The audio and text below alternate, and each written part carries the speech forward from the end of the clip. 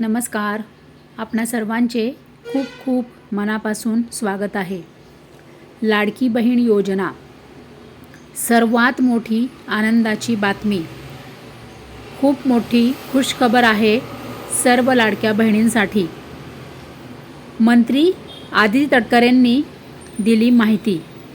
तर कालच हे अपडेट आलेले आहे. सर्व लाडक्या बहिणींसाठी अत्यंत मोठी बातमी आहे. खूप मोठी खुशखबर आहे. तर काय आहे हे अपडेट आणि महिला व बालविकास विभागाने काय अपडेट दिलेले आहे हे सर्व आपण या व्हिडिओमध्ये बघणार आहोत. तर सर्व लाडक्या बहिणी, तुम्ही 31 मार्चपर्यंत ई-KYC होती, तर तुमची ई-KYC तुम्ही पूर्ण केली का? तुमची ई-KYC राहिली का? कमेंट करा हं. आणि लाडक्या बहिणी, तुम्हाला फेब्रुवारीचा हप्ता आला का? जर नाही आला तरीसुद्धा कमेंट करा हां आठवणीने. तर बघा काय म्हटलेलं आहे आदिती मॅडमने. तर मुख्यमंत्री माझी लाडकी बहीण योजनेतील लाभार्थ्यांना ई-KYC सुधारणा करण्यासाठी 31 मार्चपर्यंत मुदत देण्यात आली होती.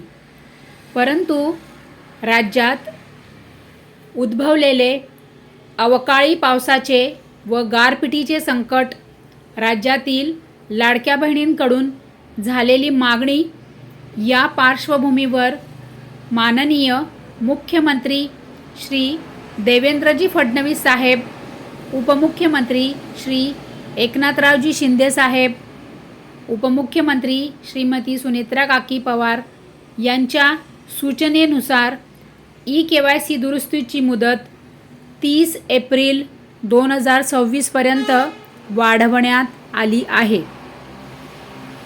आता आज 2 एप्रिल आहे, म्हणजे काल 1 एप्रिल होता. काल हे अपडेट दिलेलं आहे. तुमच्यासाठी आता वेबसाईटची मुदत अजून 1 महिना वाढविलेली आहे ई-KYC करण्यासाठी.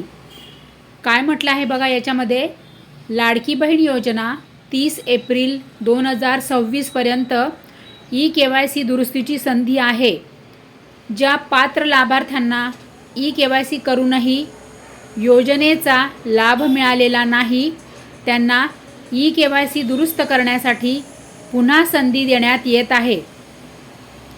तर 30 एप्रिल म्हणजे संपूर्ण महिना, हा एप्रिल महिना तुम्हाला पुन्हा ई-KYCसाठी दिलेला आहे. तुमची जर ई-KYC राहिलेली असेल, वेबसाईटवर जाऊन लवकर जाऊन ई-KYC पूर्ण करून घ्या. म्हणजे कोणत्या लाडक्या बहिणींनी ई-KYC करायची आहे हे तर तुम्हाला माहीतच आहे.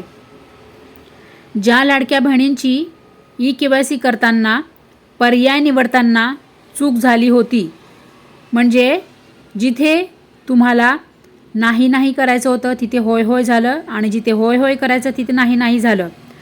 कोणता प्रश्न विचारला होता तुम्हाला, तर तुमच्या कुटुंबात कोणी सरकारी कर्मचारी आहे का, इथे तुम्हाला नाही म्हणायचं होतं. आणि तुमच्या कुटुंबातील कोणी व्यक्ती सरकारी कर्मचारी म्हणून पेन्शन धारण करतं का, इथे पण तुम्हाला नाही म्हणायचं होतं. तिथे खूप म्हणजे पात्र लाडक्या बहिणींनी तिथे होय होय केलं होतं. आता हेच पर्याय तुम्हाला या वेबसाईटमध्ये दिलेले आहेत आणि तिथे तुम्हाला पर्याय योग्य ते निवडायचे आहे. तुम्हाला जर माहीत नसेल तर पुन्हा तुमच्यासाठी नवीन व्हिडिओ मी अपलोड करेल, फक्त तुम्ही मला कमेंट करा.